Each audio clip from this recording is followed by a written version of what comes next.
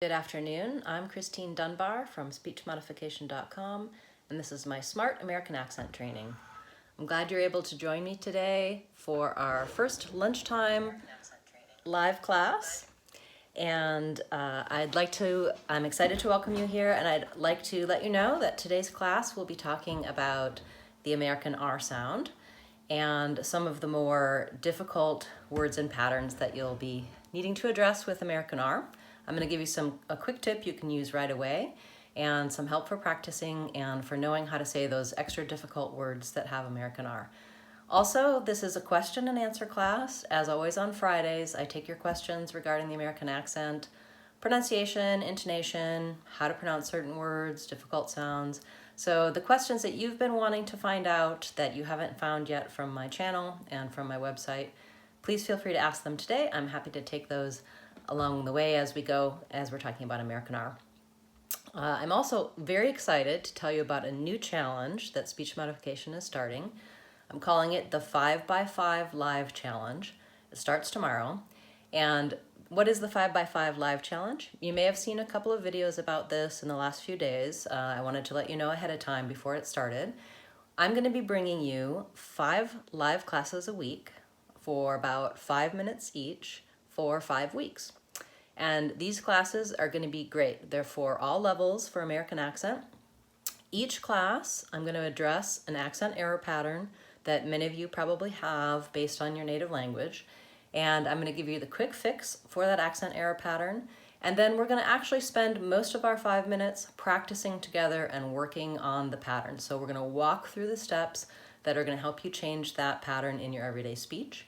What I find is that many people don't have the time to do this step, the practice step, so they have the information, they understand what the patterns are and how to change them, but they find it hard to actually do the practice to make the difference. So this is for my returning clients, for anyone who's new, any of you who want to make some real progress on your accent very efficiently and very effectively in a short amount of time. So I hope you'll join me for that. Those classes will be live. You can find the schedule on my channel page. And also another new feature, I will be emailing you the lessons as they arrive. So if you'd like to be part of that, if you'd like to receive email lessons in your inbox as a way to kind of motivate and do that daily short practice that's going to be really effective for you, please feel free to sign up. I'm going to give you the list right now, the link right now to join that mailing list.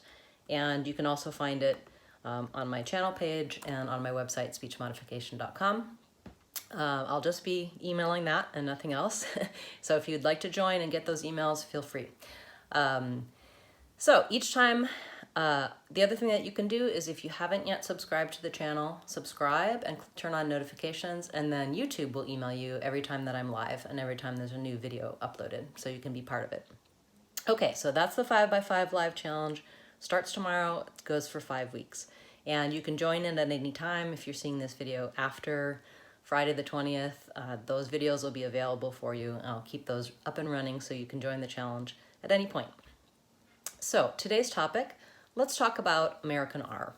This is a sound that presents problems for accents from people from many languages, and there's a couple things behind the American R. First of all, there's a lot of languages that don't have an R sound, or most languages that do have an R sound, the R is different than the American R.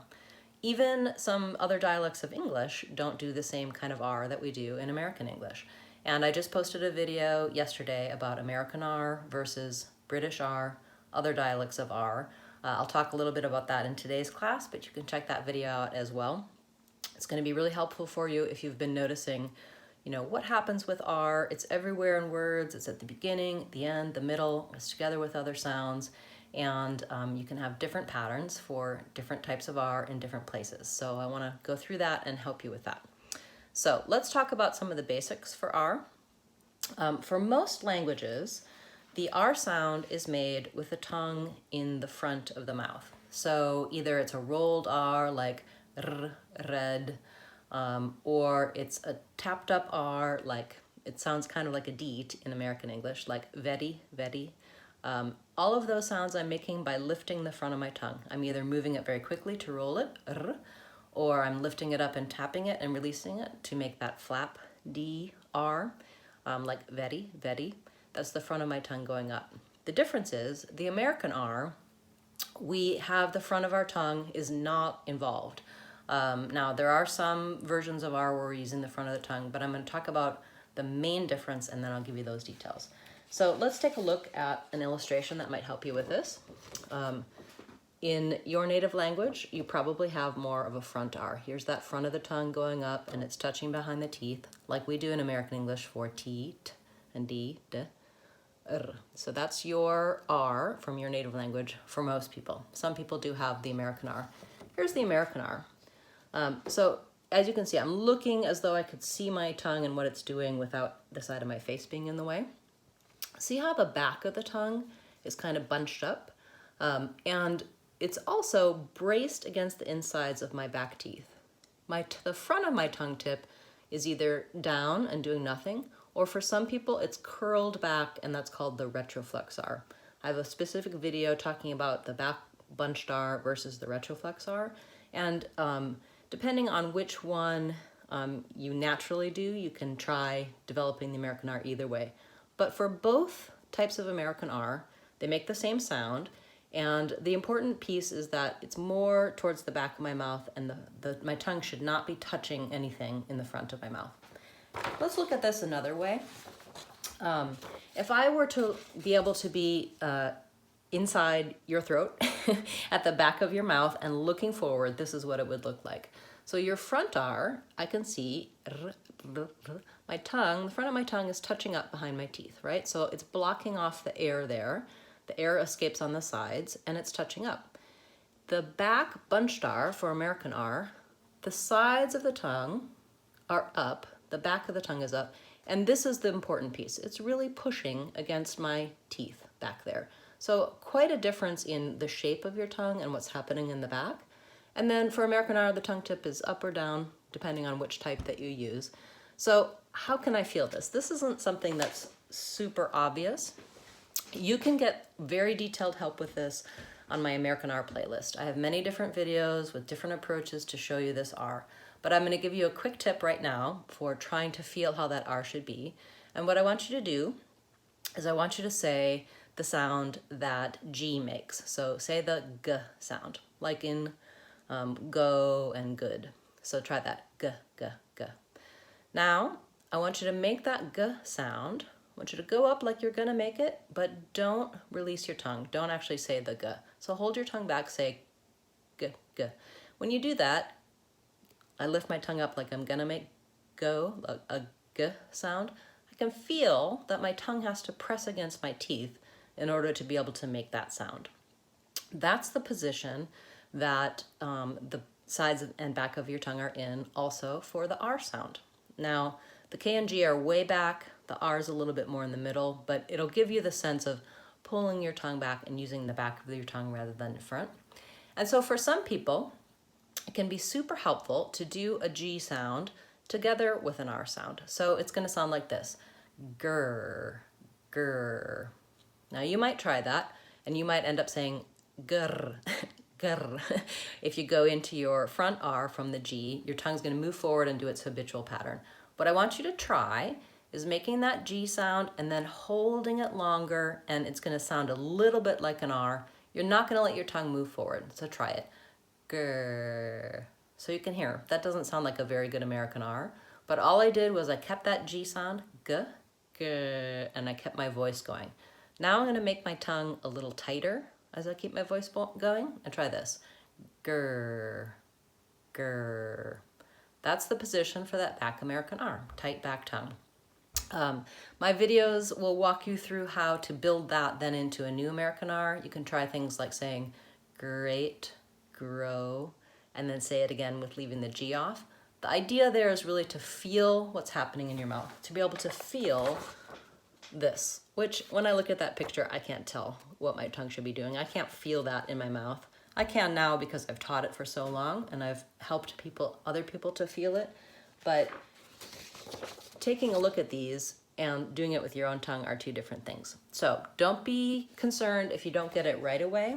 Go to my American R playlist and pull up some of those videos, walk through those steps, and be willing to play around with maybe at first it's not going to sound like the perfect American R, but it's going to be very helpful to change to the back R from the front R. So let's see.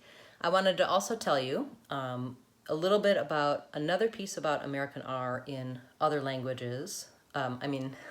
R in other dialects of English and other languages. So in British English and Indian English, dialects of English that are spoken in Africa, many other places in the world, the R sound is different at the beginning of the word, like read or write, than it is in the middle or end of the words, like bird or water. So in British English, for example, Indian English, these other dialects, they don't use the same R when the R sound is in the middle or at the end. So they'll say red, but then they'll say bird or water. They don't make that tight back R for the middle and ends of words. In American English, we make that tight back R all of the time. So if you work on your American R and you get a good R, you're going to be able to start to put it everywhere in words. We say word, paper. I'm using that same R sound. In British English, Indian English, African dialects, they use a vowel schwa there. They say bud. It sounds like an paper. So the letter R, if you see it in American English, you always say R. In other dialects of English, you might be used to saying things like bird or paper without the tight R. So the video that I just created talks about this and walks through those differences. I'm going to give you that link here. Any of these links you can always find on my website. It looks like my other link didn't go through. Sorry about that. Okay, so I'm going to go back and make sure that you have the link for the 5x5 challenge to get the email. That'll be below the video at the end too, but I'm going to put it in the chat because I want to make sure you have that. And if you've been trying to chat with me and I haven't responded yet, it could be that my chat's not working properly. So I apologize for that. Okay, it's not letting me put that link in. You'll have to find that after the video, but no worries. I'll make sure that you get that if possible. All right, I see a message from Pascal. He'd like to know, neither here nor there. How can he speed up saying neither here nor there, or neither here nor there? So nor there, this is perfect for today's topic, which is what's going on with American R in more difficult contexts. So if you have that many R's in a phrase, it's going to be a little slower. It's going to be a little more challenging to say it smoothly and quickly if you're pulling back for the American R. I would suggest neither here nor there, that like you've already thought about breaking it up, practicing the things separately, neither, having that THR, that's one of the patterns we'll talk about later in class today, and saying nor there. I think what you're running into with nor and with there is moving from the vowel sound into the vowel -er. So for the word nor, we look at that word and we think about it having just 3 sounds, N, O, and R, but really we have to kind of think about the American O, no, and then the American So nor. And so the problem that people run into is gliding between the O and the or. So I would try practicing just or, making sure you have a nice round O and a nice tight back R. Or. Then when you have a good or, add the N to make it nor. Then when you have nor, try going from nor to there. And you also may want to practice there by itself. So there you have the TH, voice TH, the A sound, and the sound. There. And what you're working on, again, is gliding smoothly between A and and not having to go so slowly, but still having those sounds. There. Most of the time you roll the R when transitioning the R to there. Yes, okay, so that's because you're thinking ahead to being able to say the word there, and your habitual pattern for the rolled R on nor comes in. So just try doing nor and then the first sound of there, because when you're saying the words, it's very hard to override your habitual pattern. Your mouth says, oh, I got this. I'm going to do it the way I've always done it. So try saying north, north. So you're moving from the American back to that front th sound, earth. You could also practice on words like earth that have that same pattern. Together, oh, that's T-H-E-R. So you want earth, earth. And when you can slide between those two sounds, then try north, north there, north there. So you're kind of working on that transition. You've very clearly identified where it's giving you trouble, so just practice only the troublesome spot and then build it back into the word. Very good question. Okay, so other details about American R. So as I was saying, American R is the same if it's at the beginning, the middle, or the end of the word. So I'm going to say write, read, better, work. All of those have the same R sound. I'm not changing to a vowel schwa, any of that. I also use the same R in blends. Words like tree, grow, bread, string. When it's together with another consonant, it's the same R. You can get more help for all of these varieties, different places that R is placed in American English on my American R playlist. And I'm also going to be addressing American R in the 5x5 challenge coming up this weekend. It's going to be, I think, our third or fourth topic. So let's look at a few words where the R is particularly difficult to say. Many of my clients will ask me for help with these words. So first word is the word world. World.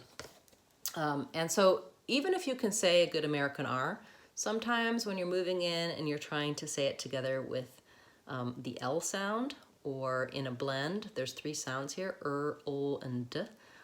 It's challenging to move from that back R to that front L. So one of the things I would suggest, the other thing about this word world is that the letter O does not say O in world. If I write it in IPA, it's actually the W, the American the L, and the D. World. And what happens between the and the L is I kind of make a little tiny vowel schwa in there. So it's almost like I'm saying old.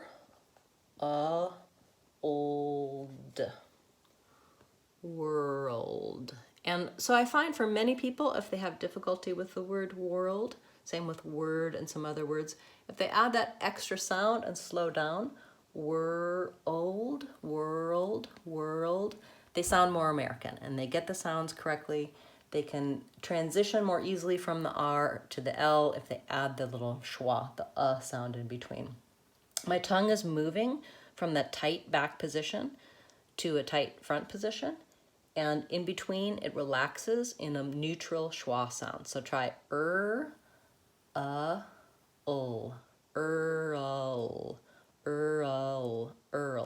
world. I can also just try the word earl and early